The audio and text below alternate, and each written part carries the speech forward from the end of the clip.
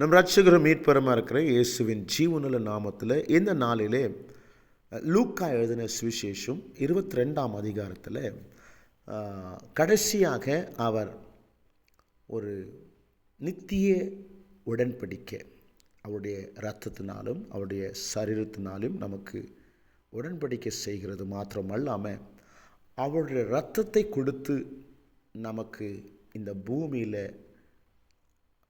அவருடைய இரத்தத்தை கொடுத்து நம்மை அவருக்கு சொந்தமாக்கி கொள்ளுகிறார், கரியம் பண்ணி கொள்ளுகிறார்.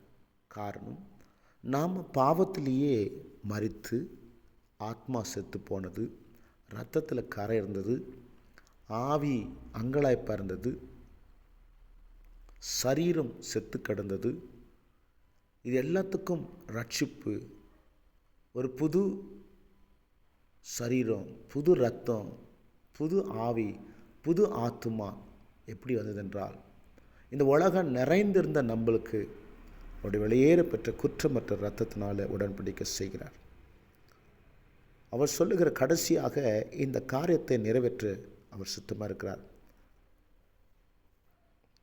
பின்பு அவர் அப்பத்தை எடுத்து ஸ்தோத்திரம் பண்ணி அதை பிட்டு அவர்களுக்கு கொடுத்து, இது உங்களுக்காக கொடுக்கப்படுகிற என்னுடைய சரீரமாக இருக்கிறது, என்னை நினைவு கூறும்படி இதை செய்யுங்கள் என்றார்.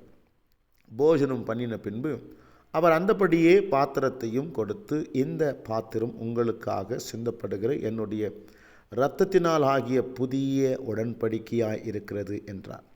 என் தேவ பிள்ளைகளை, இந்த உலகம் இருக்கிற வரைக்கும் இந்த உடன்படிக்கை மாறாது. யார் ஒருவர் இயேசுவை சொந்த இரட்சகராக ஏற்றுக்கொள்ளுகிறீர்களோ அவர்கள் முழுகப்பட்டு ஜலத்தினால் கழுவப்பட்டு அவருடைய பரிசுத்த ஆவிக்காகவும் பெற்றுக்கொள்ள வேண்டும் என்றால் அவருடைய இரத்தம், அவருடைய சரீரம் நம்முடைய சரீரத்திலையும் அவருடைய இரத்தம் நம்முடைய இரத்தத்திலும் கலந்து இந்த சரீரம் கிறிஸ்துவின் சரீரமாகவும் இந்த இரத்தமானது கிறிஸ்துவின் இரத்தமாகவும் மாறுபட்டால் ஒழிய பரிசுத்த ஆவியானவர் நமக்குள் வர முடியாது. என் தேவ பிள்ளைகளே, இந்த நாட்களிலும் இனிவரும் நாட்களிலும் இந்த உடன்படிக்கையானது என்றைக்குமே மாறாதது. இது அவரால் நியமிக்கப்பட்டது. இதை நீங்கள் நினைவுபடுத்துங்க. இந்த பந்தியில் யூதாசு காரியத்தும் கூட இருக்கிறான். அவருக்கு சொல்லுகிறார், என் மேல் கை போடுகிற ஒருவன் உண்டு, அவனுக்கு ஐயோ என்று சொல்லுகிறார். இந்த கூட்டத்திலே என்னை காட்டி கொடுக்கிற அவனுடைய கை என்னுடனே கூட பந்தி இருக்கிறது. தீர்மானிக்கப்பட்டபடியே மனுஷகுமாரன் போகிறார், ஆனாலும் அவரை காட்டி கொடுக்கிற மனுஷனுக்கு ஐயோ என்று சொல்லப்படுகிறது. அதற்கு பிறகு பாருங்க, இந்த ஜனங்க சீஷர்கள் யார் பெரியவர் என்று சொல்லுகிறார். இந்த ஜனங்களை ஒழுங்குபடுத்துகிறார் பாருங்க. அன்றியும் தங்களில் எவன் பெரியவனாய் இருப்பான் என்று அவர்களுக்குள்ளே வாக்குவாதம் உண்டாயிற்று. அவர் அவர்களை நோக்கி, புறஜாதியாரின் ராஜாக்கள் அவர்களை ஆளுகிறார்கள், அவர்கள் மேல் அதிகாரம் செலுத்துகிறவர்களும் உபகாரிகள் எண்ணப்படுகிறார்கள். உங்களுக்குள்ளே அப்படி இருக்கக்கூடாது. உங்களில் பெரியவன் சிறியவனைப் போலவும் தலைவன் பணிவிடைக்காரனைப் போலவும் இருக்க கடவன். என்ன அருமையாக கற்றுக் கொடுக்குறார் பாருங்க. பந்தி இருக்கிறவனோ பணிவிடை செய்கிறவனோ எவன் பெரியவன்? பந்தி இருக்கிறவன் அல்லவா? அப்படி இருந்தும் நான் உங்கள் நடுவிலே பணிவிடைக்காரரைப் போல இருக்கிறேன் என்று தன்னை தாழ்த்தி கொள்ளுகிறார். மேலும் எனக்கு நேரிட்ட சோதனைகளில் என்னோடு கூட நிலைத்திருந்தவர்கள் நீங்கள். எத்தனையோ சோதனைகள் மத்தியில் நீங்கள் என்னோடு கூட இருந்தீங்கள்ல. நான் ஏதாவது செய்யணுமே உங்களுக்கு. தேவ பிள்ளைகளே, நீங்களும் அவரை விசுவாசித்து அவரை போல நீங்களும் சோதிக்கப்பட்டீர்களானால் ஒரு பெரிய மகத்தான காரியம் கிடைக்கும். ஆனால் இந்த சீஷர்களுக்கு என்ன கிடைச்சது பாருங்க. அவர் சொல்லுகிறார் பாருங்க, ஆகையால் என் பிதா எனக்கு ஒரு ராஜ்யத்தை ஏற்படுத்தினது போல நானும் உங்களுக்கு ஏற்படுத்துகிறேன். நீங்கள் என் ராஜ்யத்திலே என் பந்தியில் போஜனம் பானம் பண்ணி இஸ்ரவேலின் 12 கோத்திரங்களையும் நியாய தீர்க்கிறவர்களாய் சிங்காசனத்தின் மேல் உட்கார்வீர்கள் என்றார். அவருக்கென்று ஒரு நித்திய ராஜ்யம் உண்டு, அவருக்கென்று ஒரு சிங்காசனம் உண்டு. பரலோகத்திலையும் பூலோகத்திலையும் உண்டு. பூலோகத்தில் எங்கே இருக்க முடியும்? அவர் இருக்கிற ஒரே ஒரு இடம் ஏதோன் தோட்டம். யாருக்குமே தெரியாது. இந்த ஏதோன் தோட்டத்தில் அவருடைய மாம்சம் உயிர்ப்பித்து இருக்கிறது.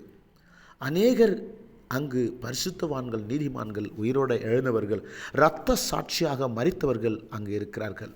காரணம், இயேசு சொன்ன ஒரு காரியம் என்னவென்றால், எனக்காக நீங்கள் எதை கொடுக்கிறீர்களோ அதை நீங்கள் பெற்றுக்கொள்வீர்கள். இந்த சீஷர்கள் அவர்களுடைய பலிகள் எல்லாம் பயங்கரமான மரணங்கள் நேரிட்டது. சரீரம் சிதைக்கப்பட்டு மரித்தார்கள். அவர்களுக்கு உயிர்த்தெழுதலை கொடுத்து ஏதேன் தோட்டத்தில் சிங்காசனத்தில் அமர்ந்து வைத்திருக்கார். அதே போன்று இந்த சீஷர்களை பரலோகத்தில் நியாயத்திற்கிறதுக்காக, பூலோகத்திலையும் நியாயத்திற்கிறதுக்காக அவர் வைத்திருக்கிறார். பரலோகத்தில் ஒரு ரகசியம் வெளிப்பாடு விஷயத்தில் சொல்லுகிறது என்னவென்றால், அவருடைய சிங்காசனத்துக்கு முன்பாக 24 மூப்பர்கள் இருக்கிறார்கள். அந்த மூப்பர்கள் உலகத்தை நியாயத்திற்கிறதுக்காக நியாயாதிபதிகளாக வைத்திருக்கிறார். அவர்களிலே இவர்களையும் சேர்க்கிறார். என் தேவ பிள்ளைகளே, அப்போஸ்தல புஸ்தகத்தில் இந்த யூதாசுக்காரர் ஒருவர் குறையானார்ல, அந்த யூதாசுக்கு பதிலாக மத்தேயுன்னு சொல்லிட்டு அவரை இணைக்கிறார்கள் சீட்டு போட்டு. அப்போது திட்டவட்டமாக அந்த 12 பேர் அங்கு சேர்க்கப்படுகிறது. அங்கே 24 சீட்டும் நிரப்பப்படுகிறது. ஸோ இப்படியான பல ரகசியங்களும் புதியல்களும் தேவன் வைத்தது மாத்திரம் இல்லாமல் அது இன்றைக்கும் நிறைவேற்றி கொண்டிருக்கிற ஜீவனுள்ள தேவனாக இருக்கார். என் தெய்வ பிள்ளைகளே, அவரை நம்புங்க.